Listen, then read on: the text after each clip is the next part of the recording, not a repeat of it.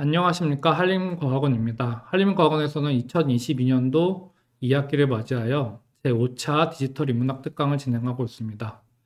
이번은 그 마지막 시간으로 한남대학교의 장노현 선생님을 모시고 강의를 청해 듣도록 하겠습니다. 장노현 선생님께서는 하이퍼 서사와 관련된 내용을 특강으로 해주시기로 하셨는데요. 한림과학원에서 처음 접하는 내용이니만큼 그 내용이 매우 궁금합니다. 그럼 장노현 선생님을 모시고 특강을 청해 듣도록 하겠습니다. 안녕하세요. 저는 그 한남대학교에서 강의를 하고 있는 장노현입니다. 원래 그 전공은 온라인 디지털 컨텐츠를 기획하고 제작하고 하는 업무를 주로 많이 했었는데, 그것이 계기가 돼서 이제 디지털 서사학 쪽으로 전공을 확장을 했고, 요즘 주로 하는 일은 하이퍼 서사 이론을 구축하고, 그 하이퍼 서사 이론 구축한 걸 가지고 창작 교육을 하고 있는 작업들을 주로 학문적으로 실행을 하고 있습니다. 그래서 오늘 얘기하고 싶은 HNT 프로젝트와 하이퍼 서사는 그런 제가 요즘 주로 하고 있는 작업에 대한 이야기를 드리는 것으로 하겠습니다. 음, 보통 이제 인문학이나 문화예술 또는 서사 작품 이런 것들은 많은 사람들이 기술의 영역과는 무관한 정신의 문제라고 많이들 얘기를 하죠. 특히 문학 쪽에서도 그렇게 생각하는 사람들이 많은데, 이 포트 에버트 같은 사람은 서사의 미래가 기술의 미래와 연결되어 있다라는 이런 얘기를 함으로써 실제로 문화예술 같은 것들이 기술과 아주 굉장히 밀접한 관련을 가지고 있다라는 건 인정하는 사람들은 인정하고 인정하지 않는 사람들은 인정하지 않게 되는데, 저는 이제 포트 에버트와 같은 어떤 입장에서 제가 여러 가지 연구와 교육을 하고 있다라는 걸 먼저 말씀드리겠습니다.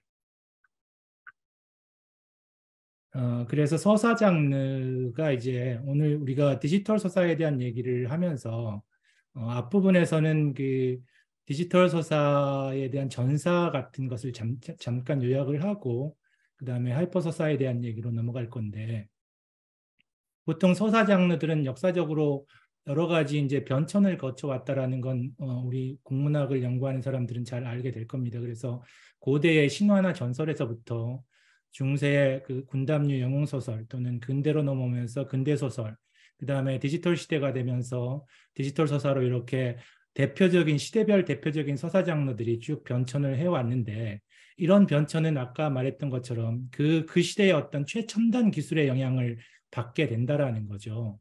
그래서 근대로 넘어오면서 근대의 근대적인 인쇄 기술, 인쇄 매체라는 것이 근대 소설을 이렇게 근대 소설의 시대를 열었다라는 건 누구나 다 알고 있는 그런 상식에 속하는데, 이제 이인직의 혈운우 같은 신소설 작품이나 이광수의 무정 같은 근대 소설 최초의 작품으로 인정되는 이런 작품들이 바로 인쇄 기술의 영향을 받아서, 근대적 인쇄 기술의 영향을 받아서 한 시대를 열어갔던 초기의 작품들이라고 생각을 할 수 있습니다.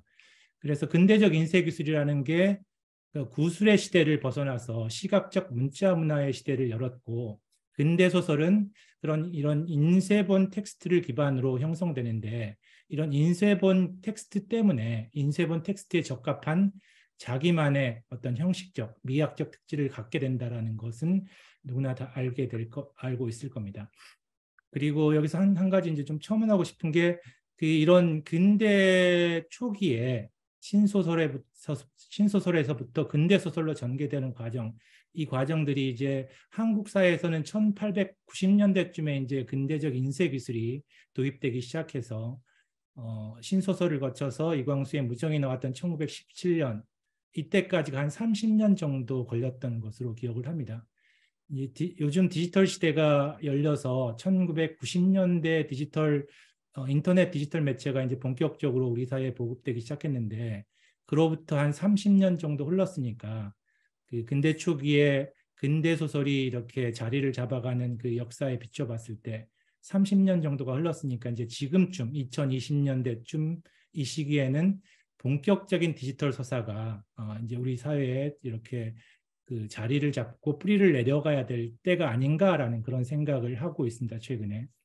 어쨌든 본격적인 디지털 서사의 전사로서 우리가 좀 살펴봐야 될 게, 이런 것들인데요. 그러니까 디지털 매체 기술이 디지털 서사의 시대를 열었는데 우리가 보통 생각할 때 PC 통신이 그 맨 앞단에 있다라고 우리가 보통 생각을 합니다. 지금 화면에는 하이텔이라는 PC 통신 화면이 캡처가 돼 있고 그 옆에 이우역의 퇴마록, 그다음에 이영군의 드래곤 라자 이런 작품들이 지금 배치되어 있는데 이게 이제 1990년대 PC 통신 문학의 어떤 대표적인 어떤 작품들이죠. 그래서 이우역의 퇴마록 같은 경우는 1993년 하이텔에 연재됐고 이영도의 드래곤 라자 같은 것도 역시 하이텔에 1997년 이때쯤 연재돼서 한 1년간 연재되었던 것으로 기억하고 있습니다. 그래서 이 두 작품은 모두 이제 그 굉장히 히트를 치면서 그 이후에 책으로 다시 말해서 인쇄 출판되어서 많은 부수가 팔렸다라고 알고 있습니다. 그다음에 이 PC 통신 시대를 넘어서 바로 그 이후에 이제 웹이라는 인터넷 매체가 우리 사회에 1997년, 98년 이때부터 이제 대중화되기 시작하는데 그걸로부터 한 2년 정도 지났을 때 규현이라는 작가가 그 젊은 작가가 등장해서 새로운 형태의 그 작품을 발표를 하죠. 우리는 이걸 이제 인터넷 소설이라고 보통 명명을 하는데 여기서 인터넷 소설이라는 말은 일반 명사로서 쓰이는 게 아니고 그 규현이를 중심으로 한 몇몇 사람들의 작가들에 의해서 그 당시 유행했던 한 무리의 어떤 소설군들을 지칭하는 고유명사처럼 쓰이고 있다라고 보시면 될 것 같습니다. 어쨌든 PC 통신 시대를 이어받아서 귀현이 현상이라고 불릴 만큼 2000년대 초반에 이런 작품들이 쓰였는데 여기 지금 화면에 띄워놓은 건 그놈은 멋있었다 이런 작품이고 또 이것과 굉장히 쌍벽을 이룰 만큼 많이 알려졌던 늑대의 유혹 이런 것들이 인터넷 소설의 대표적인 작품들이라고 생각을 하시면 될 것 같아요. 근데 이 인터넷 소설 귀현이의 이런 작품들도 역시 인기를 얻으면서 책으로 출판되는 현상을 우리는 계속 이제 목격하게 됩니다. PC통신 소설과 인터넷 소설, 귀현이의 인터넷 소설이 주로 아마추어 작가들에 의해서 행해졌던 문학 활동이라면 이렇게 아마추어 작가들이 이제 인터넷 매체를 통해서 문학 활동을 하니까 기성 문단에서도 이런 매체를 활용해 보겠다라고 생각을 하고서 새롭게 이제 도전했던 게 블로그 소설이라는 게 있었습니다. 그러니까 블로그 매체를 소설 작품을 발표하는 어떤 발표 매체로 활용하는 것이죠. 이때 블로그 소설로 가장 인기를 끌었던 게 박범신 소설가의 촐라체라는 작품, 그다음에 황석영 씨의 개밥바라기 별 이런 작품들이 그 블로그 소설로 그때 굉장히 유명했었고 블로그에 발표된 건 아니지만 인터넷 매체에다가 연재했던 작품 조정래의 정글만리 이런 작품도 있었습니다. 이런 작품들은 그 블로그나 인터넷 매체에 연재되면서 특히 이제 그 네이버에 연재됐던 작품들인데 네이버라는 포털 사이트가 그 업체가 이런 작품들을 전폭적으로 지원해서 이런 작품이 실리는 그 요일에는 이 작품이 네이버 메인에 노출된 만큼 굉장히 많은 지원을 받고 발표됐다라고 생각을 하시면 됩니다. 그래서 이런 블로그 소설, 인터넷 연재 소설 이런 것들이 기성 작가들이 그 인터넷 매체를 활용하는 기본적인 그 상황이었다. 그리고 또 하나 기성 작가들은 웹진 같은 것을 만들어서 그 웹진을 통해서도 이제 작품을 했었는데 그때 문학과 지성사의 웹진이라는 웹진 문지가 있었고 그다음에 창작과 비평사에서 만들었던 창문이라는 그런 웹진도 있었고 그다음에 한국문화예술위원회 산하의 그 사이버 문학 광장에서 주관했던 문학 웹진 이런 것들을 통해서 이제 기성 작가들이 작품을 발표했습니다. 근데 이때 발표된 모든 작품들, 블로그 소설이나 이런 웹진을 통해서 발표된 작품들은 기존의 어떤 근대 소설적인 그런 어떤 형식을 그대로 가져다가 유통만을 이 디지털 매체에다 맡기는 형태였습니다. 그리고 이런 작품들도 역시 앞에서 얘기했던 PC통신이라 소설이라든지 인터넷 소설처럼 결국은 인쇄 출판되는 그런 상황으로 이어지게 되는 거죠. 그다음에 이제 이런 블로그 소설을 이제 그 지나서 또 하나 우리가 주목하고 있는 것은 웹소설이라고 우리에게 알려져 있는 그런 것들인데, 이 웹소설은 2010년 이후에 주로 이제 그 웹을 통해서 소설을 발표하는 그런 형식으로 그 네이버에서 이런 명칭을 사용하게 되면서 일반화되기 시작했는데, 현재 우리 한국 사회에서 웹소설 플랫폼으로 뭐 10개 이상이나 되는 플랫폼들이 지금 그 사용되고 있지만, 실제로는 한 5, 6개 정도의 플랫폼이 굉장히 많은 독자들을 끌어모아서 작품을 발표하는 공간이 되고 있다라고 알고 있습니다. 그리고 그 이 플랫폼들은 각각 그 카카오 페이지나 문피아 웹소설, 네이버 웹소설 이런 플랫폼들은 각각 이제 자기만의 독특한 특성을 갖고 있는데, 카카오 페이지 같은 경우는 남성향이나 여성향 장르가 골고루 배치되어 있는 가장 우리나라에서 그 활성화되어 있는 웹소설 플랫폼이라고 보통 알고 있고, 문피아 같은 경우는 굉장히 그 남성 지향적인 웹소설들이 주로 발표되어서 여기에서는 무협 웹소설이라든지 게임 판타지 같은 장르가 이 문피아에서 주로 활성화되어 있는 것으로 알고 있습니다. 그리고 이와 반대로 네이버 웹소설은 주로 여성향 로맨스 판타지가 굉장히 인기를 끄는 플랫폼으로 알고 있습니다. 어쨌든 이런 웹소설들은 그 실제로 그 굉장히 한정된 그 독자들을 확보하고 있는데, 특히 이제 그 작품마다 또는 플랫폼마다 여성들, 남성들을 끌어모으는 비율이 지금 화면에 보고 계시는 것처럼 굉장히 이렇게 갈라져 있는 것을 알 수 있고, 독자들도 10대나 20대 이런 쪽에 굉장히 몰려 있는 것을 금방 확인할 수 있습니다. 근데 아무튼 웹소설은 지금 굉장히 이런 플랫폼을 통해서 산업화, 비즈니스화돼서 굉장히 많은 이제 창작자들이 웹소설을 쓰고자 하고 독자들도 굉장히 많이 끌고 있어서 이 웹소설이 디지털 서사의 본류가 아닐까 뭐 이런 생각을 하기도 합니다. 그리고 실제로 제가 수업을 하면서 학생들에게 이렇게 물어보면 이 웹소설을 디지털 서사의 본류처럼 얘기하는 경우가 굉장히 많다. 거의 다 그렇다라고 일단 생각을 할 수 있고, 학생들뿐만 아니라 아마 대부분의 이 디지털 서사에 관심이 크게 없는 일반 그 다른 연구자들은 이 웹소설 하면 디지털 서사 하면 웹소설을 주로 생각을 하게 될지도 모르겠습니다. 그런데 이제 제가 생각하는 건 이런 것이 아니고, 과연 이 PC 통신 소설이라든지 인터넷 소설이라든지 이런 블로그 소설 또는 인터넷 연재 소설, 그리고 마지막에 웹소설, 이런 형식의 그 디지털 매체가 등장하고 확산되면서 초기에 나타났던 이런 형식의 이 소설 형식들이 또는 그 장르 형식들이 과연 진짜 웹소설일까? 웹소설 말고 진짜 디지털 서사일까라는 생각을 하게 됩니다.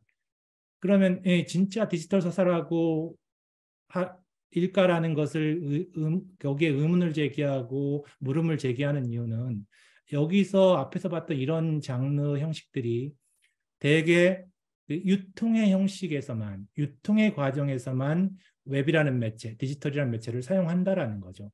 창작의 과정이나 소비의 과정에서는 디지털 매체가 적극적으로 쓰이지 않는다라는 거죠. 그러니까 제가 생각하는 디지털 서사는 그 디지털 매체상에서 창작 과정, 유통 과정, 소비 과정, 이 모든 과정들이 디지털 매체상에서 이루어져야 된다라는 건데, 지금 여기서 보시는 앞에서 봤던 이런 형식들은 유통의 부분만이 디지털 매체에 의존한다라는 것이죠. 결국은 디지털 매체에 맞는 새로운 창작 방법 또는 디지털 매체에 맞는 새로운 소비 방법, 이런 것들을 적극적으로 개발하지 않고 있다라는 측면에서 이런 것들이 디지털 서사일까라는 의문을 제기하는 그 이유라고 보시면 될 것 같습니다.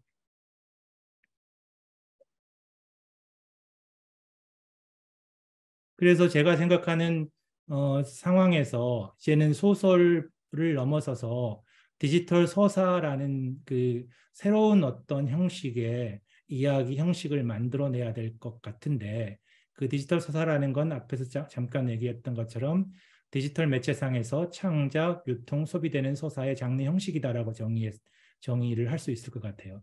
그러니까 디지털 시대에는 새로운 형식의 디지털 서사가 필요한데 그 새로운 형식의 디지털 서사라는 것은 소설과 다른 새로운 창작론과 미학을 가지고 있어야 되고 새로운 유통 방식을 가지고 있어야 되고 새로운 소비 방식을 가지고 있어야 된다라는 거죠. 근데 디지털 매체상에서 창작이 새롭다라는 건 디지털 방식 매체상에서 창작이 이루어진다라는 건 무엇인가라는 건 아까도 잠깐 얘기했던 것처럼 창작 방법론이나 미학 자체가 디지털 매체에 특화되어 있고 디지털 매체에 이렇게 적확하게 맞춰져 있는 그런 어떤 창작을 말을 하는 거죠. 그리고 디지털 매체상에서 소비된다라는 말은 단순히 디지털 매체에서 작품을 읽는 것을 넘어서 그러니까 수동적으로 작품을 소비하고 선형적으로 독서를 수행해 나가는 그런 걸 넘어서 웹이라는 공간, 디지털이라는 공간을 일종의 수행의 공간으로 활용해서 수행, 그러니까 그 수행의 공간으로서의 어떤 소비의 방식을 만들어내는 그런 형식, 이게 바로 디지털 서사의 본류가 아닐까라고 생각을 하게 되는 거죠. 그래서 지금 우리 시대는 아까도 이제 앞에서 얘기했지만 디지털 매체가 우리 사회에 보급되기 시작하고 한 30년 정도가 흐르고 있는데 본격적인 디지털 서사가 필요해진다라는 것은 바로 이제 그런 얘기를 했는데 바로 이런 것을 염두에 두고서 얘기를 하는 겁니다. 그러면 지금 시대에 왜 우리는 디지털 서사를 필요로 할까? 그냥 근대적인 소설과 같은 이야기 방식을 지속하는 건 어떤 문제가 있을까? 이런 것들을 생각해 볼 수 있는데 제가 생각할 때 모든 어떤 시대를 대표하는 서사 형식이라는 건 그 시대의 세계관이나 사유 방식을 서사적 형식으로 풀어내고 재현하는 것이다라고 볼 수 있습니다. 그러니까 근대 소설은 근대 과학적 세계관의 영향을 받아서 인과론을 중시하는 그래서 원인과 결과 이 행동은 어떤 원인에 의해서 발생했고 이 원인은 어떤 행동을 가져왔는가 이런 인과론을 중시하는 선형적 프로옷이 발달되게 됐다라는 거죠. 이에 비해서 현재의 디지털 서사에 요청되는 것은 근대 과학을 넘어선 현대 과학적 세계관을 반영해서 우발성이나 우연성 이런 것을 중시하게 되고 그걸 통해서 다선형적 다중서사를 구현해야 될 필요가 있다라는 거죠. 그래서 근대 소설과는 전혀 다른 어떤 세계, 디지털 서사의 세계를 만들어가야 된다. 그리고 우리는 이런 디지털 서사의 그 새로운 형식을 통해서 디지털적인 세계관이나 디지털적인 사유 방식 이런 것들을 학습하고 훈련하면서 디지털 시대에 맞는 어떤 인간으로 성장해가고 생활해가게 된다라고 생각을 할 수 있습니다. 그렇기 때문에 우리 시대에는 디지털 매체가 점점 우리의 삶을 주도하고 있고 삶에 영향을 크게 끼치는 이런 시대에는 디지털적인 세계관과 사유 방식을 학습할 수 있는 디지털 서사가 필요하다라는 생각을 하게 되는 겁니다. 그래서 생각해 볼 때 보통 그러면 이런 것들 디지털 서사로서 이런 것들을 보통 또 더 생각을 할 수 있을 텐데 온라인 게임이나 웹툰, 웹드라마 이런 것들도 굉장히 중요한 디지털 서사의 분야들이죠. 특히 온라인 게임은 2000년을 전후한 그 2000년 초반 때 보통 문학에서 이 온라인 게임의 어떤 한 형식들을 소설의 뒤를 잇는 새로운 어떤 문학 서사의 주류처럼 생각을 하고서 그것을 연구하는 사람들이 굉장히 많았다고 기억을 하는데 지금은 아마 그런 생각이 조금 약화된 것 같고 또 온라인 게임은 워낙 산업적으로 또는 그 비즈니스적으로 그런 쪽으로만 발달을 해서 우리가 생각하는 문학 서사의 후계로서는 좀 다른 부분에 형성된 디지털 서사이다라는 생각을 하고 있고요. 또 웹툰이나 웹드라마도 역시 마찬가지로 그림을 기반으로 하는 그런 형식이고 또는 영상을 기반으로 하는 형식이기 때문에 문학 서사와는 약간 또 다른 측면에서 생각할 수 있는 디지털 서사이다라고 생각을 하고 있습니다.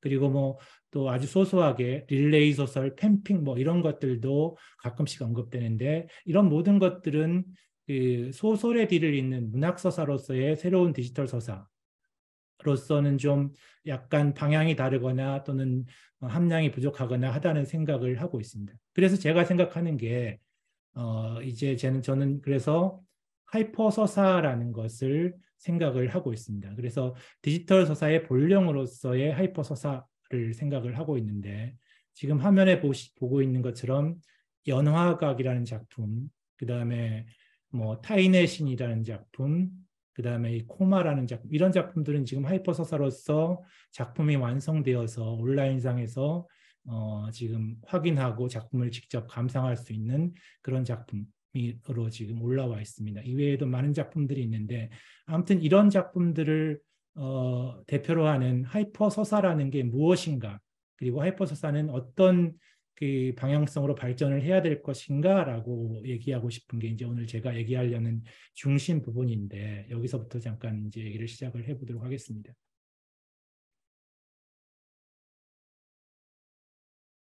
하이퍼 서사는 여기 적어놓은 것처럼 유닛이라는 것과 그 유닛들을 연결하는 하이퍼 링크를 기본 구성 요소로 하는 디지털 서사의 중요 장르 형식이다라고 저는 정의를 하고 있습니다. 여기서 유닛이라는 말은 보통 이제 하이퍼 텍스트에 관심이 있는 사람들은 보통 이걸 노드라고 부르던 것인데, 노드라고 부르던 것이고, 또 어떤 사람들은 이걸 텍스트 블럭이라고도 말을 하고, 어떤 사람들은 렉시아 이런 식으로도 부르는 건데, 제가 이런 모든 용어를 버리고 유닛이라는 말로 이걸 대체를 시켜놨습니다. 특히 이제 인터넷 그 네트워크에 대한 설명에 자주 쓰이는 노드라는 말을 하이퍼텍스트에서는 이제 주로 쓰는데 노드와 하이퍼링크 이런 식으로 이제 하이퍼텍스트를 설명하게 되는데 제가 볼 때 이 노드라는 말은 일종의 분기점 또는 접속점 이런 의미가 굉장히 강해서 텍스트 덩어리라는 의미를 갖지 않는다라는 거죠. 그래서 노드라는 말은 네트워크 이론을 설명할 때는 굉장히 적확하게 사용될 수 있지만 하이퍼 서사를 설명할 때는 좀 부족하다라고 생각을 해서 유닛이라는 말로 대체를 했었고, 그리고 또 실제로 노드라는 말은 제가 생각하는 유닛 안에 배치되어 있는 링크 표지와 오히려 유사한 개념이다라는 생각을 하고 있습니다. 그래서 유닛이라는 말을 새롭게 이렇게 설명을 하면서 제가 새로운 이론들을 만들어가고 있다라고 생각을 하시면 될 것 같아요. 지금 이제 타인의 신이라는 작품의 그 유닛과 하이퍼링크 구조를 보여주고 있는데 지금 보시면 이 네모 하나하나가 다 유닛들을 표시하는 거고 그 유닛들이 연결되어 있는 연결의 방식들을 화살표로 표시하고 있습니다. 잠깐 그 이 타인의 신의 어웨이크란 유닛을 한번 볼 수 있을 텐데 한번 열어볼게요.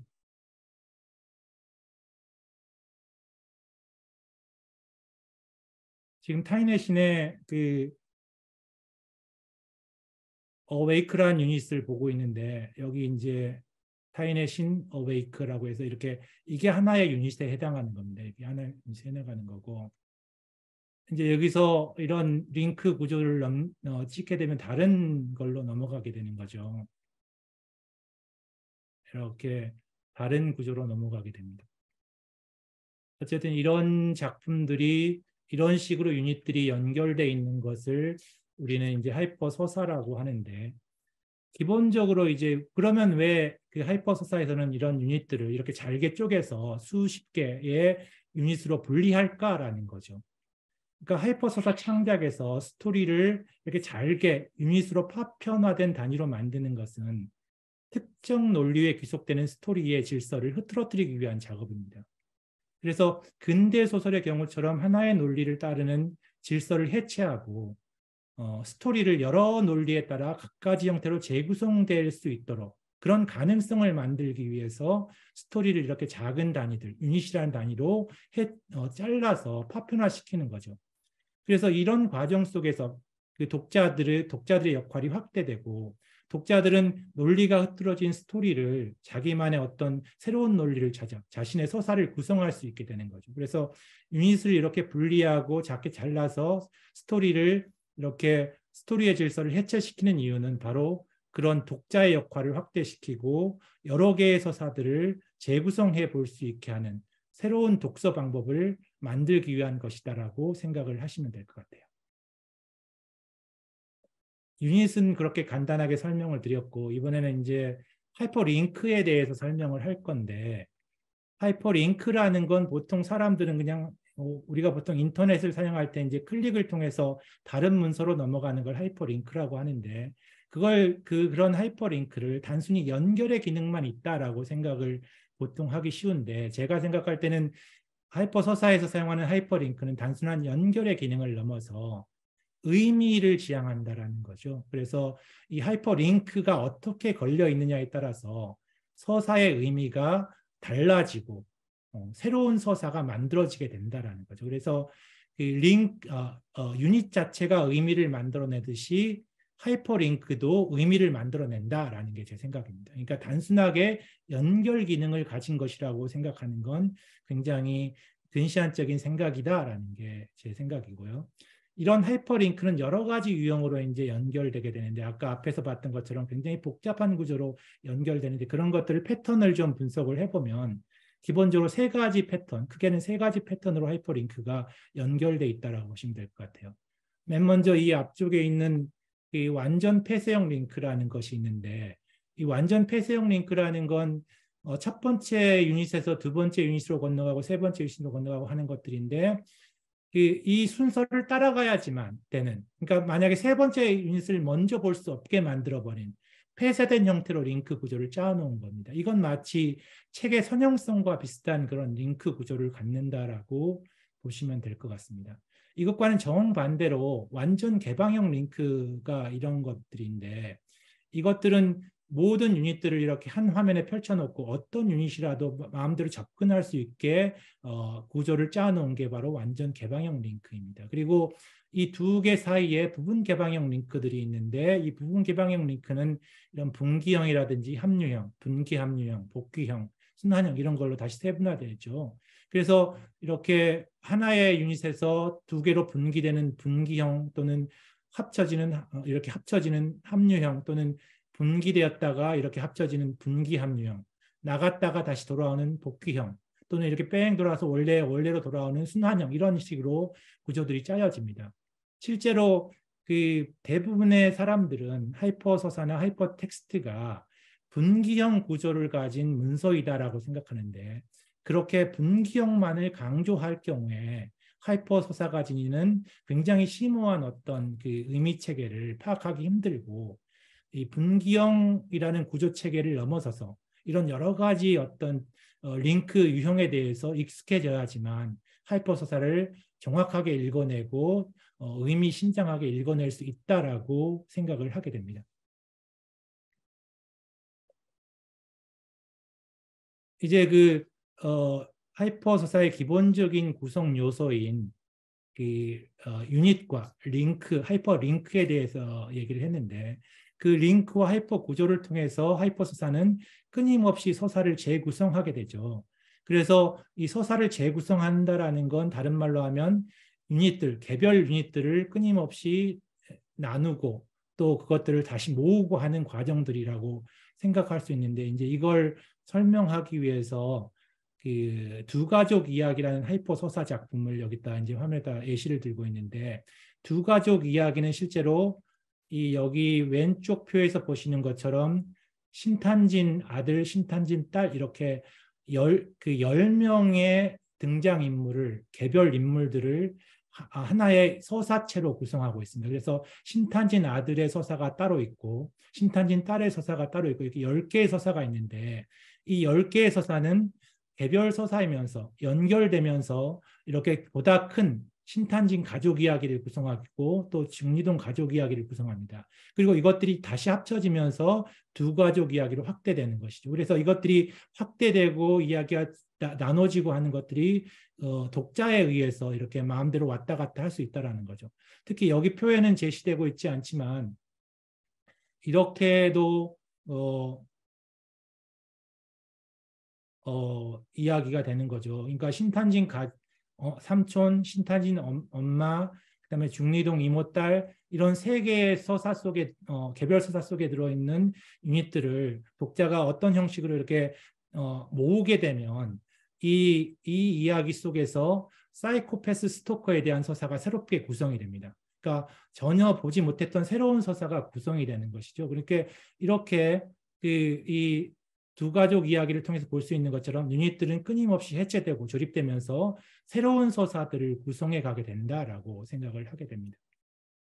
여기서 이제 좀 그 여담이긴 하지만 유닛이라는 말을 제가 이제 처음에 쓰기 시작할 때 왜 유닛이라는 말을 쓰게 됐느냐라는 걸 좀 잠깐 얘기하면은 요즘 그 아이돌 그룹들이 많이 활동을 하잖아요. 그 아이돌 그룹들은 전체 그룹이 다 모여서 활동을 하기도 하고 그 그룹에 속하는 한두 명의 멤버들이 유닛을 구성해서 따로 활동을 하기도 합니다. 그래서 그 유닛을 구성하는 멤버들이 자꾸 바뀌면서 여러 개의 유닛들이 만들어지는 것이죠. 그래서 전체와 부분이 이렇게 조합되고 해체되면서 활동들이 이어지게 되는데 이 하이퍼서사도 역시 유닛들이 이렇게 뭉쳐지고 합쳐지면서 서사를 재구성하게 되는 것이죠. 그러니까 동시대의 어떤 아이돌 그룹 활동과 그다음에 하이퍼서사의 어떤 작동 방식이 해체되고 합쳐지고 하는 그런 모습들, 작동의 방식들이 참 유사하다라는 거죠. 그래서 그 네이밍이 유닛이라는 네이밍도 적당하겠다라고 해서 유닛이라는 말을 용어로서 채택해서 쓰기 시작했다라고 뭐 여담 삼아서 얘기를 할 수가 있습니다.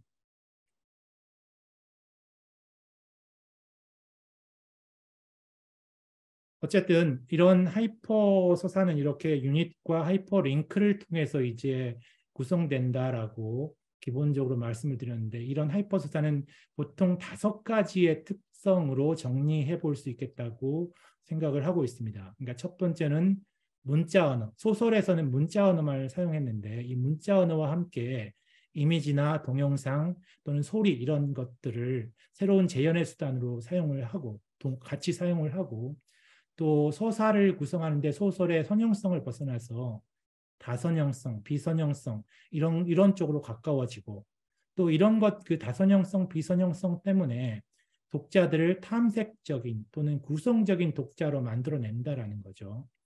그리고 독자가 탐색적, 구성적 독자가 되다 보니까 독자와 작가의 인터랙션, 상호작용이 가능해지게 되고 이 상호작용이 아주 극단에 이르면 독자에게도 작품의 어떤 쓰기를 개방해서 작품을 변경시킬 수 있는 상황까지 허용하게 된다라고 생각을 하는데 이렇게 5가지의 특성들을 가진다라고 일반적으로 생각을 합니다.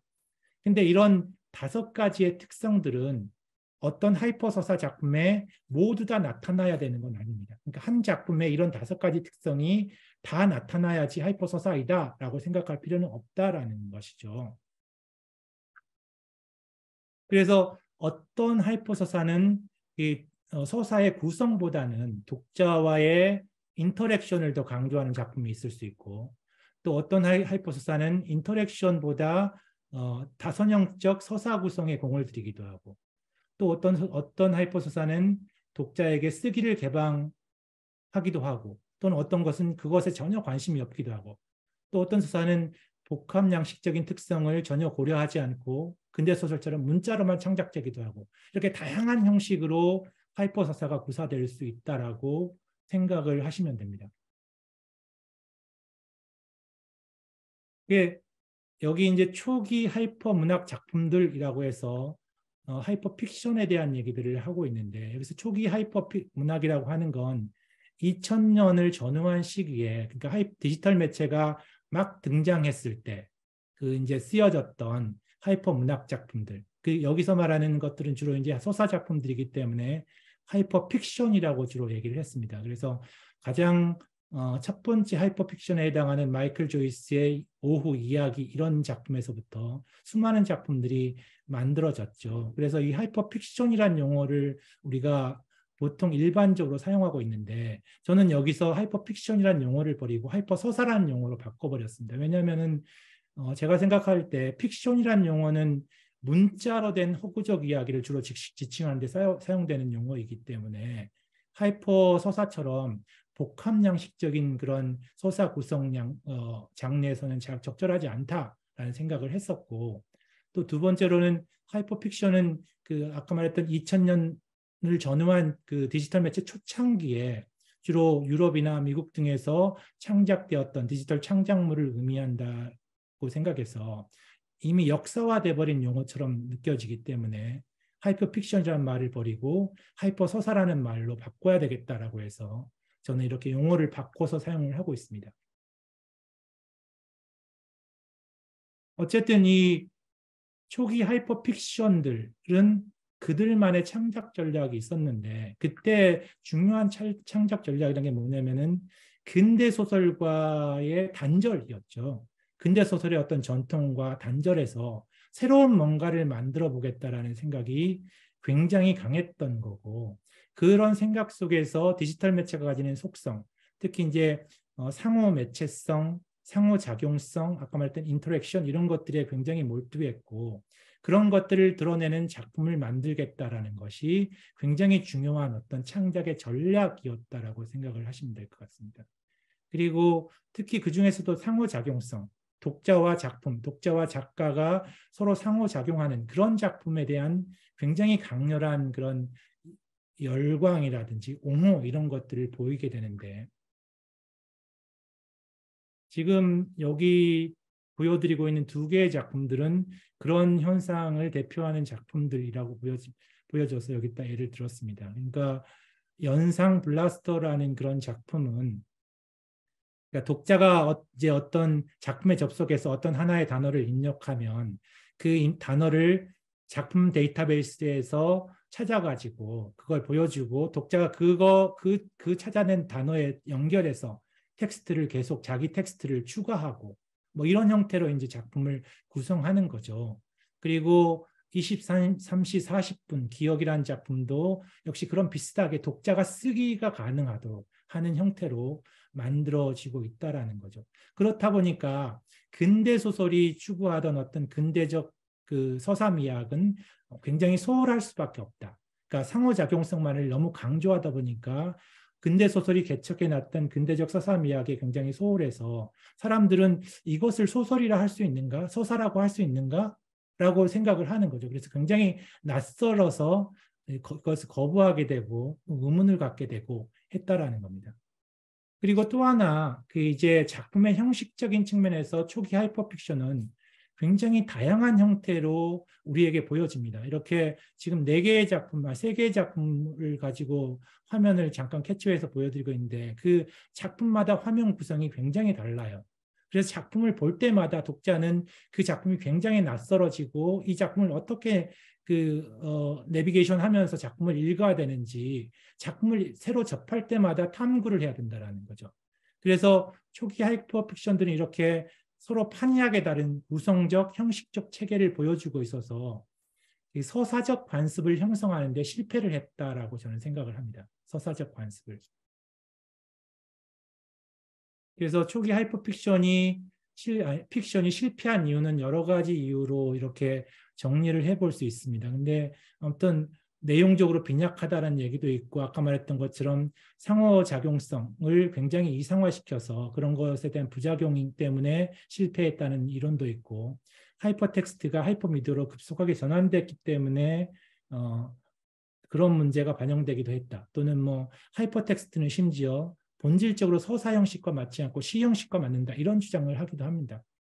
근데 이런 것들이 일견 뭐 맞는 말이기도 하지만 이런 의견들은 굉장히 쉽게 반박이 가능한 그런 논리들인 것 같아요. 그래서 저는 이런 것들보다는 하이퍼 픽션, 초기 하이퍼 문학이 실패한 가장 큰 이유는 자신의 장르적 관습을 확립하지 못한 게 가장 큰 이유이다라고 생각을 하고 있습니다. 장르적 관습을 확립하지 못했다라는 것은 이렇게 얘기를 할 수 있는데 그러니까 장르적 관습이 구축되지 않고 장르적 관습이 재생산되지 않는다면 이 모든 작품들이 장르적 통일성들이 없기 때문에 제각기 다른 형식을 취할 수밖에 없고 그래서 창작을 하는 과정이나 소비를 하는 과정이 모두가 다 불편하고 어렵게 된다는 거죠.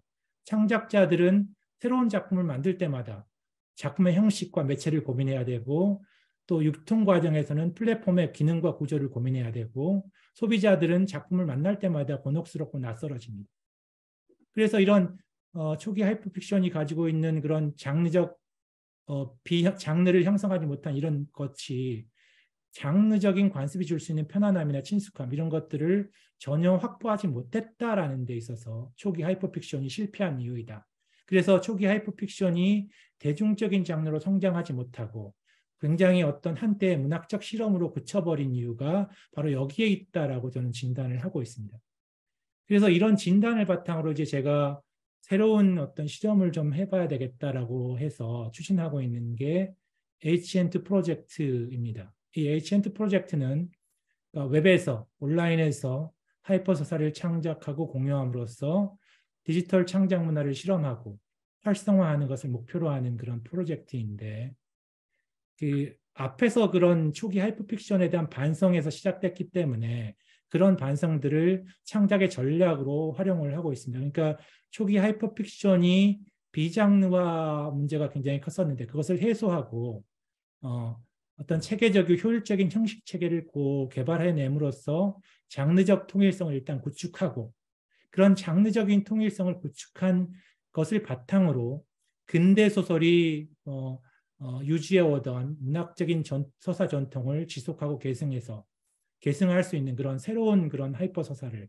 창작해내고, 그다음에 그런 새로운 진지한 하이퍼 서사라는 것은 그 하이퍼 디지털 매체의 가장 핵심적인 작동 방식인 하이퍼링크를 아주 체계적이고 또는 작가 의도적으로 활용해서 잘 구조화된 형태로 만들어진 하이퍼 서사를 창작하겠다라는 것입니다. 그래서 이런 하이퍼 서사는 이제 그 초기 하이퍼 픽션들이 지향하던 수용자 중심성에서 오히려 저작자 중심성으로 이렇게 약간 전환한 측면이 있습니다. 그러니까 초기 하이퍼 픽션들의 창작 전략과 다른 창작 전략을 펼치려고 하는 거죠.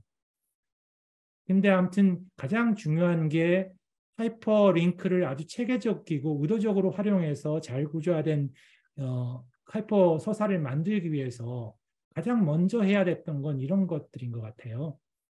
그 개별 유닛들, 아까 앞에서 말했던 유닛들을 이제 그 형식 체계를 통일하는 건데, 유닛들의 형식 체계를 통일하는 건데, 이 그림에서 보여주고 있는 것처럼 연화각이라는 하이퍼 서사 작품의 한 유닛을 여기서 사례로 이제 드러났는데, 이거 한번 열어볼게요.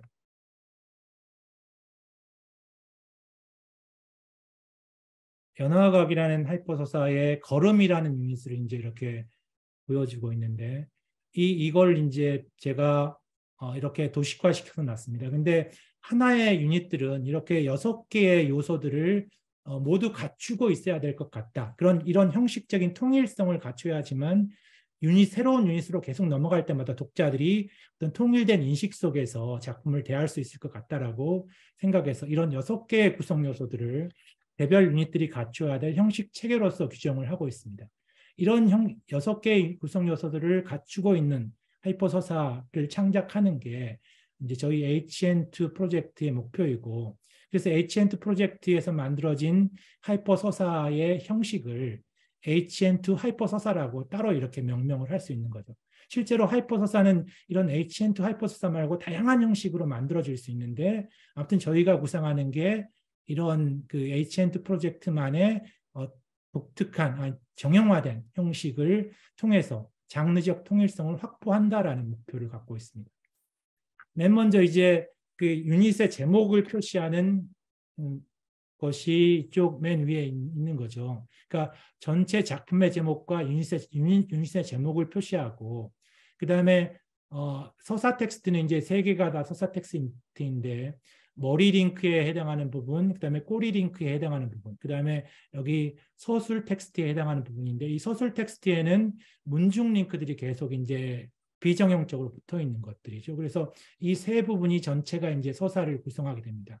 아까 제가 링크를 설명할 때 링크가 의미 체계를 지향한다라고 했기 때문에 이전 이야기, 다음 이야기는 단순히 링크가 아니고 이 자체가 의미를 만들어내기 때문에 이 부분을 다 서술 텍스트라고 얘기를 하는 거죠. 그렇게 생각을 하시면 될 것 같고, 그 다음에 여기다가 이제 스토리텔러를 표시하고 맨 마지막에 저작권을 표시하는 형태로 하나의 유닛의 형식을 통일해 놨습니다.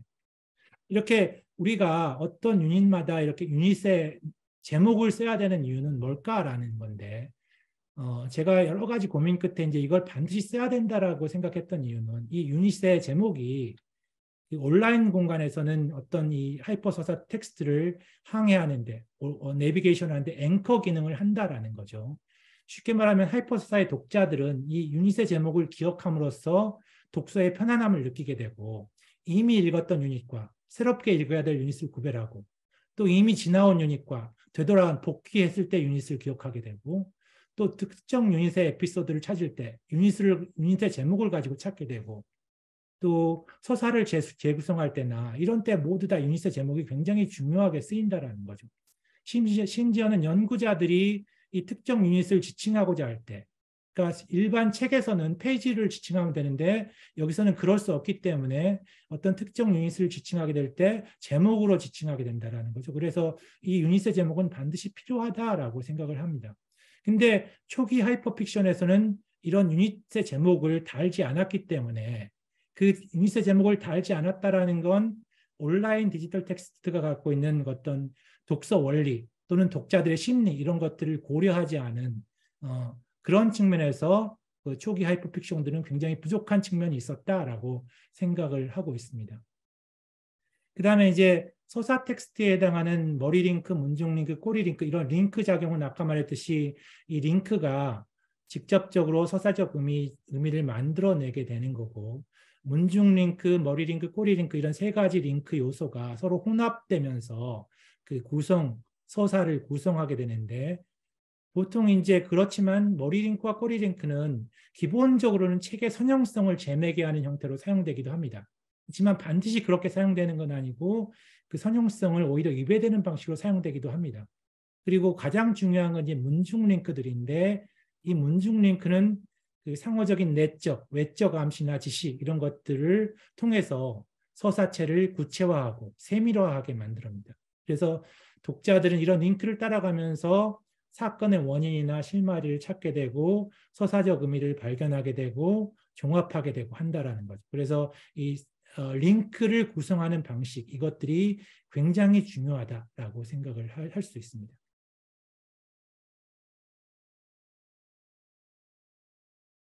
그래서 H&T 프로젝트는 지금까지의 성과를 잠깐 말씀을 드리면, 이게 이제 2015년부터 우리가 진행해 오고 있는데, 처음 만들었던 작품이 39명의 공동작으로 해서 두 가족 이야기가 만들어지고 난 다음에 지금까지 한 50여 편 이상의 작품이 만들어졌고, 금년도에도 한 6작품 이상이 창작이 진행되고 있다라고 말씀을 드릴 수 있습니다.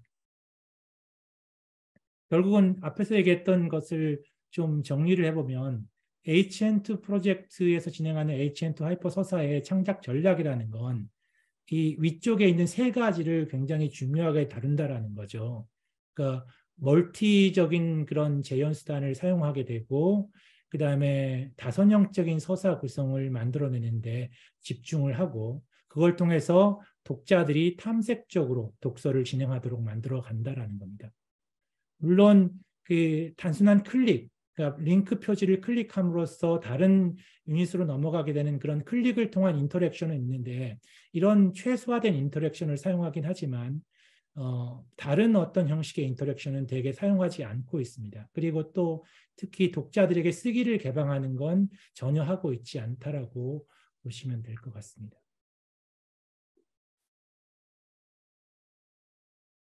그래서 이제 그 H&T 프로젝트에서 쓰여지는 하이퍼서사의 그 창작 전략 중에서 위에 세 가지를 이제 주로 중심에 놓고 창작을 한다고 했는데, 이걸 하나하나씩 좀 설명을 해 보도록 하겠습니다. 맨 먼저 이제 문자 언어와 함께 여러 가지 멀티 언어를 쓴다고 했는데, 이것을 복합 양식적 그런 글쓰기라고 해서 멀티모달한 하이퍼 서사라고 보통 얘기를 합니다. 빌렌 플루서 같은 이론가는 이렇게 그 알파벳적인 문해 창작과 그것이 이제 한풀 꺾이고 디지털적으로 처리되는 새로운 문해 창작을 구분해서 이렇게 알파벳적인 문해 창작, 그러니까 언어 문자로만 이루어지는 문해 창작은 굉장히 이제 미래가 좀 부정적이다. 그리고 새로운 형식의 문해 창작의 그런 형태가 나타날 것이다라고 전망을 하고 있는데, 바로 그런 것들을 실제로 하이퍼 서사에서는 그 실현을 하고 있다라고 보시면 될 것 같습니다. 일단 복합 양식적 하이퍼 서사적 특성으로 맨 먼저 얘기할 수 있는 건 문자의 시각성을 강화하는 특성입니다. 그러니까 기본적으로 소설이라는 매체는, 근대 소설이라는 매체는 문자의 의미 체계만을 사용하는 거죠. 문자의 시각성은 완전히 버리고 문자의 의미 체계만을 사용하는데 이 하이퍼서사에서는 문자의 의미 체계와 함께 시각성을 동시에 사용한다라고 생각하면 됩니다. 그래서 오핑이라는 작품에서는 준이라는 인물과 제이라는 인물이 나오는데 준의 이야기는 하얀 바탕에 검은색 텍스트로 쓰여지고 또 제이는 검은 바탕에 하얀색 텍스트로 쓰여집니다. 이렇게 소설이 기본적으로 종이의 하얀색 위에 검은 글자로만 쓰여지는 것과는 전혀 다르게 시각성이 도입되는데 시각성이 그냥 단순하게 보기 좋아라고 도입되는 건 아니고 그것들이 전부 다 의미와 관련되게 된다라는 거죠. 그러니까 검은색 바탕에 하얀색 텍스트인 제이의 이야기는 준의 이야기에 비해서 상대적으로 굉장히 암울하고 우울한 서사를 담고 있는데 그것들을 이렇게 의미적으로 시각적으로 그대로 보여주게 됩니다. 이런 것뿐만 아니라 다양한 방식으로 이렇게 문자의 시각성은 강화됩니다.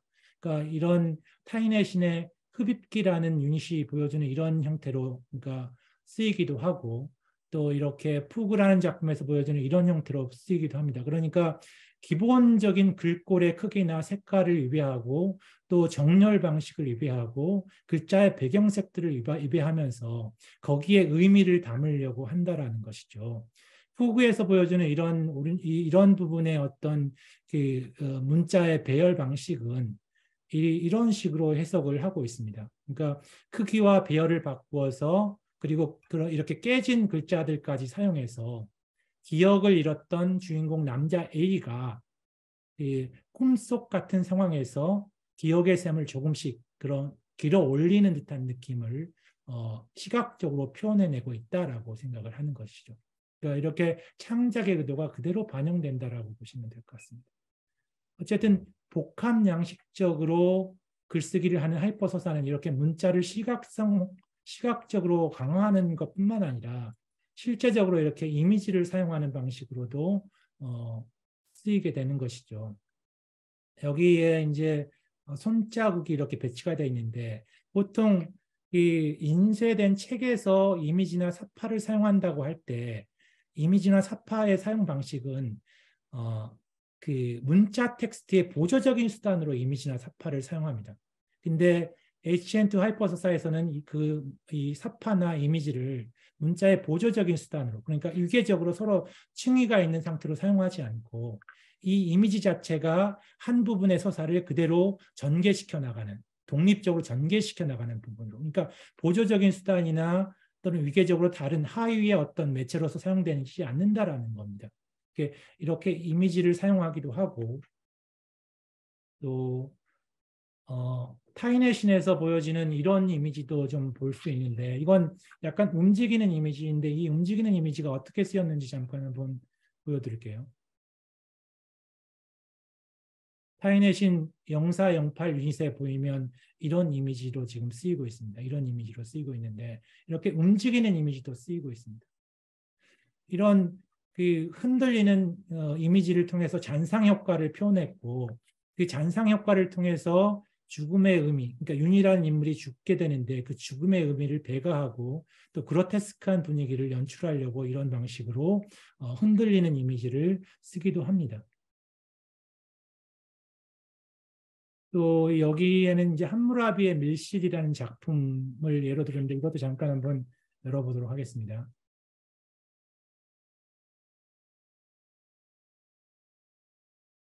여기는 이제 이런 그 이미지를 통해서 이렇게 죽은 시체를 거만하는 이제 거만자의 입장에서 이제 시체를 보여주면서 정보들을 획득해 가게 만드는 거죠. 그러니까 독자들은 여기를 직접 클릭하면서 그 시체에 대한 정보를 정보들을 획득하고 살인 사건에 대한 어떤 그 재구성을 독자 스스로 해나가는 과정들이라고 보시면 될 것 같습니다. 그래서 방금 보셨던 이 화면은 여기 시체를 확인한다. 여기를 클릭하면 이렇게 창이 열리면서 그런 화면들을 볼 수가 있습니다.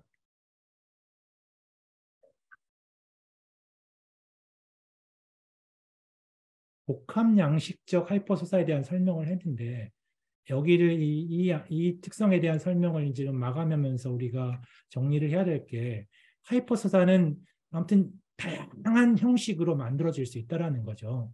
이쪽 끝에 이 멀티 언어는 전혀 사용하지 않는 문자 언어로만 된 하이퍼서사도 있을 수 있고 그 반대쪽 극단에는 문자 언어를 전혀 사용하지 않고 그러니까 동영상이나 이미지로만 만들어진 하이퍼서사도 있을 수 있다라는 거죠.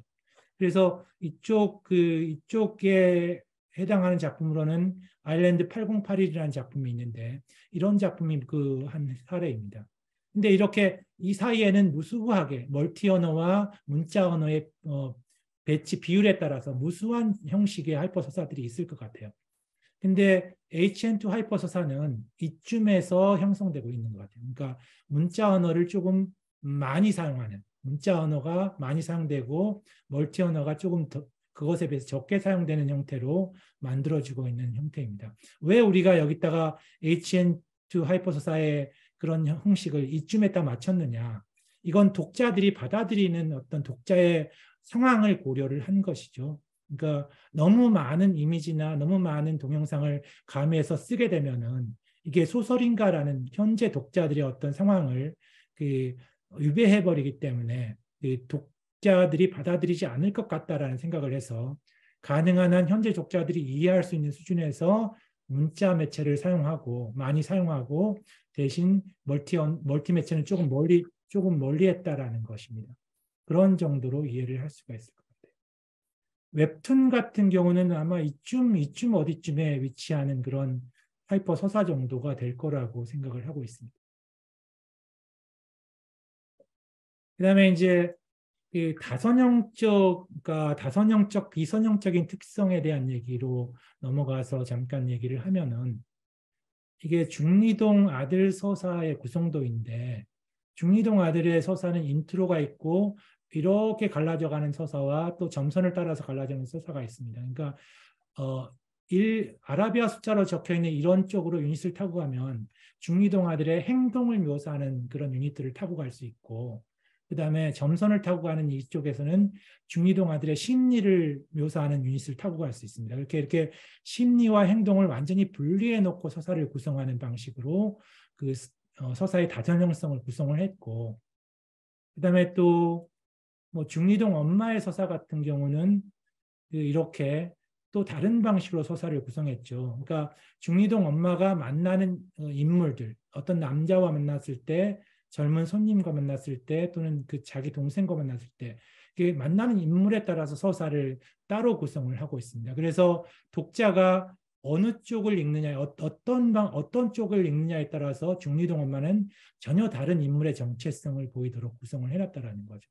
이렇게 서사를 다선형적으로 구성하는 또 다른 방식을 보여줬고, 또 아까 앞에서 예로 들었던 타인의 신 같은 경우 여기선 타인의 신의 유나라는 인물의 부분만을 이렇게 이제 따로 서사 구성도를 보여주고 있는데 이 타인의 신은 유나 말고도 민승, 준호 뭐 여러 중요한 인물이 나옵니다. 그래서 그들의 인물의 또 그 서사 구성도를 따로 구성할 수 있는데 유나의 구성도를 따로 보여주는 건 여기 지금 색깔이 칠해져 있는 부분이 보통 유나가 준호라는 인물을 이렇게 관찰자적인 시점에서 바라보면서 서술이 이루어지는 유닛들인데 그래서 이 유닛들은 실제로 그 유나의 유닛들로 보여집니다. 그래서 이쪽에서 이렇게 접근해서 읽든지 또는 이쪽에서 이렇게 접근해서 읽든지 이렇게 읽을 때 유나의 서사처럼 보여지는데 근데 문제는 이게 이제 스크림이라는 이 유닛에서 이렇게 접근해 갔을 때 문제가 있습니다. 근데 스크림으로 접근해 가기 위해서는 준호라는 인물의 그 이야기를 쭉 타고 들어오게 되는데 이렇게 읽어 나갔을 때 악마를 보았다라는 유닛과 대면이라는 유닛이 유나의 유닛이 아니고 준호의 유닛으로 완전히 다르게 읽힌다라는 거죠.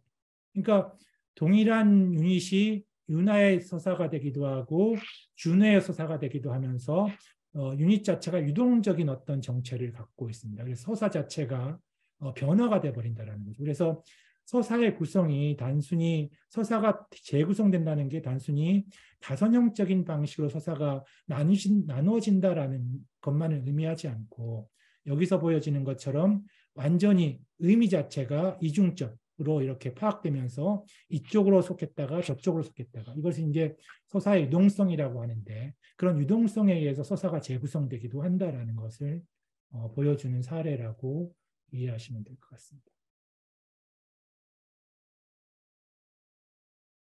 세 번째 특성인 그 탐색적 독서, 구성적 독서 이런 거에 대한 사례로서 이번에는 가면 너머라는 그런 작품을 예로 들어볼 건데, 그러니까 그 하이퍼 서사에서는 인물의 성격과 정체성이 근대 소설처럼 작가가 최종적으로 완성해 놓은 것을 독자가 읽게 되는 게 아니고 독자 스스로 등장인물의 정체성을 구성해 간다라고 볼 수가 있는데 그런 사례로 여기서 보여집니다. 그러니까 고진우라는 그 등장인물은 두 가지 성격을 갖는데 고진우의 두 가지 성격은 그 독자가 어떤 태도로 고진우의 서사들을 읽어나갔냐에 따라서 고진우가 굉장히 그 적극적인 인물이 되기도 하고 소극적인 인물이 되기도 한다라는 거죠.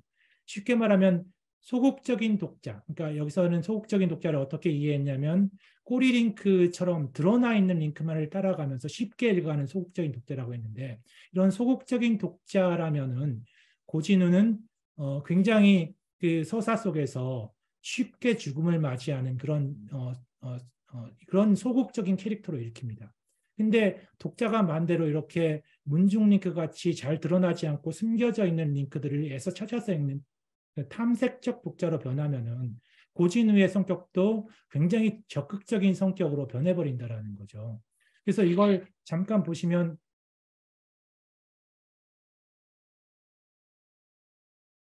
이런 작품인데 여기서는 이제 이렇게 드러나 있는 링크는 이런 것들인데 여기서 이렇게 마우스를 클릭하면 숨겨져 있던 링크가 나타나요. 이런 숨겨져 있던 링크를 타고 가면 그 숨겨진 링크를 찾지 않는 독자는 읽을 수 없는 유닛들이 막 발견되면서 고진우가 전혀 새로운 인물로 확장돼서 나타난다라고 보시면 될 것 같아요.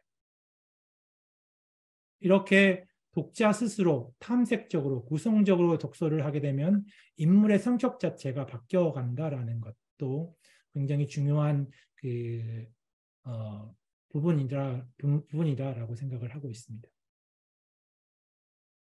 이제 그 시간이 많이 됐는데 조금 해서 빨리 마무리하도록 하겠습니다. 그 HN2 하이퍼 서사에서 이제 또 하나 최근에 관심을 갖기 시작한 게 준거적 캐릭터에 대한 문제인데 이 표는 아까 앞쪽에서 봤잖아요. 각 시대마다 그 어떤 대표적인 서사 양식들이 있었는데 그 대표적인 서사 양식들은 그 대표적인 어떤 캐릭터들을 등장시킨다라는 거죠. 신화에서나 전설에서는 신의 능력을 갖고 있는 신이라는 인물들이 많이 등장을 하고 그다음에 군담류에서는 영웅적 인물들이 등장을 하고 근대 소설로 와서는 평범한 인물들이 등장을 하죠. 모든 그 서사 형식에서 일반적인 그 인물 사람들도 등장을 하게 되는데 이게 서사적인 그 형식에 따라서 이렇게 준거적 캐릭터들이 등장을 하고 있습니다. 그렇다면은 디지털 시대의 복합적인 멀티 언어를 사용하는 하이퍼 서사에는 어떤 준거적 캐릭터가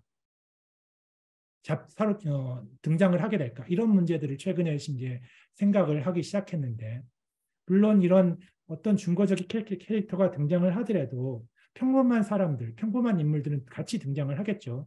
그렇지만 아무튼 준거적 캐릭터를 생각을 해봤는데 그 준거적 캐릭터로 생각을 한 게 이제 요즘 디지털 상황 또 인공지능 이런 것들이 발전한 상황에서 인간과 비인간이 혼종된 그런 시대가 계속 펼쳐지는데 보통 이런 것들을 포스트 휴먼적 공경 상황이라고 얘기하죠. 그래서 이 포스트 휴먼적 공경 상황은 인간과 인간 아닌 것, 자연과 자연 아닌 것, 또는 이미 자연적으로 주어진 것과 인간이 만들어낸 것, 이런 것들이 복합적으로 배치된 사회를 말을 하죠. 이런 상황 속에서 어떤 서사 작품을 만들 때 그런 포스트 휴먼적 공경을 대표하는 그런 포스트 휴먼적 인물이 필요할 것이다라고 생각을 하고 하이퍼서사는 HN2 하이퍼서사는 이런 인물들을 준거적 캐릭터로 등장시키면 좋지 않을까라고 생각을 하고 이제 이런 쪽으로 창작 전략을 또 확장을 하려고 고심을 하고 있습니다. 그래서 이 포스트 휴먼적 인물이라는 건 방금 말했던 것처럼 자연과 인공의 범주적 분리, 구별이 힘든 기술 매개적 캐릭터들을 말하는데 이런 유전자 변형이나 DNA 복제 기술을 통해 인공적으로 구성된 유기체적 존재라든지 또는 인간의 몸에 무기체인 기계적 인공물을 결합한 존재라든지 또는 인간의 형상을 하고 있지는 않지만 기계적인 인공지능과 같은 존재들 이런 것들을 이제 기술 매개적 캐릭터라고 이해를 하고 있습니다. 그래서 이런 기술 매개적 캐릭터인 포스트 휴먼을 등장시켜서 하이퍼 서사를 창작을 해야 되겠다라는 생각을 최근에 하기 시작했습니다. 그래서 이런 식으로 이제 창작 전략을 펴갔을 때 이 HN2 하이퍼 서사가 창작되는 의의라는 건 이런 식으로 생각을 해볼 수 있는 것 같아요. 그러니까 근대적인 휴머니즘에 입각한 인간 휴먼에 대한 믿음이 점점 끝나가고 있는 시대에 근대 소설적인 어떤 형식은 그 시대적 사명을 다했다. 반면에 하이퍼 서사는 지금 생성 중인 포스트 휴먼 시대의 사회적 문화적 규범을 이렇게 위해서 먼저 선행적으로 움직이고 또는 근대 소설이 근대적 세계가 만들어 놓은 어떤 그 주류적인 사유 체계를 전복시키는 그런 도약의 공간으로서 하이퍼 서사의 창작을 생각하고 있다라고 보시면 될 것 같고 그래서 그런 것들을 위해서 하이퍼 서사라는 새로운 디지털 서사 양식이 계속 주목을 받아야 된다라고 생각을 하고 있습니다. 마지막으로 이제 끝내면서 이런 얘기를 하면서 좀 끝내고 싶은데, 그러니까 보통 그 일반적으로 말할 때 웹이나 인터넷에 떠도는 문서는 또는 하이퍼텍스트 형식의 문서는 보통 사람들이 그냥 이렇게 스킵하면서 읽는 그런 깊이 읽을 수 없는 문서이다. 깊이 읽을 수 없는 문서이다라고 생각을 합니다. 그래서 그 읽기의 창조적 과정을 위해서 깊은 주의력을 요구하던 근대 소설과는 다르게 그런 것들을 소멸시켜 버린다라고 보통 얘기하는데 사실 과연 그럴까라는 것을 저는 많이 생각을 했습니다. 그리고 그 제가 이제 이런 HN2 프로젝트를 진행하면서 다양한 사람들의 의견들, 특히 학생들의 의견들을 많이 듣게 되는데 이 학생들이 하이퍼 서사 작품을 읽으면서 또는 저와 토론하면서 그런 얘기들을 많이 합니다. 실제로 학생들은 하이퍼 서사 작품을 읽으면서 소설을 읽을 때보다 훨씬 몰입적으로 이 작품을 읽고 훨씬 깊이 사유하고 또 훨씬 주도적으로 하이퍼 서사를 탐색하게 되는 경험들을 하게 된다라고 얘기를 합니다. 그러니까 일반적으로 얘기되던 그 디지털 문서나 디지털 정보나 하이퍼 서사나 이런 것들이 깊은 주의력을 소멸시켜 버린다라는 일반적인 우려는 실제로 잘 맞지 않는 것이다라는 거죠.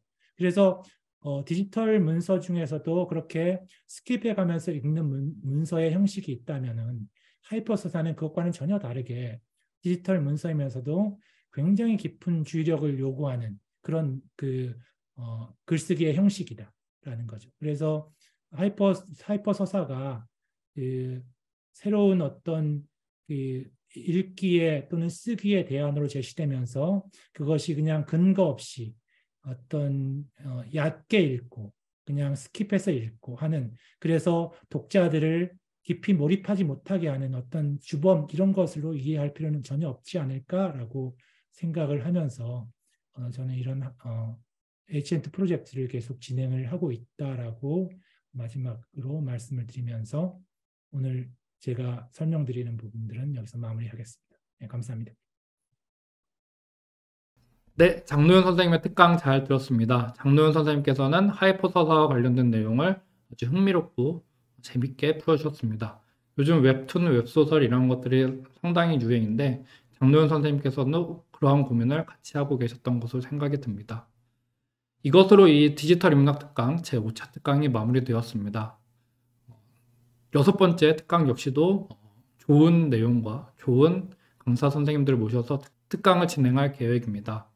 다음 특강은 2023년도 1학기에 진행될 예정입니다. 그 특강에서도 선생님들의 많은 참여와 격려 부탁드리고 특강이 구성되는 대로 여러 선생님들께 소개해드리고 안내해드리도록 하겠습니다. 그럼 추운 겨울 방학 잘 보내시고 건강한 얼굴로 내년 1학기 때 뵙도록 하겠습니다. 감사합니다.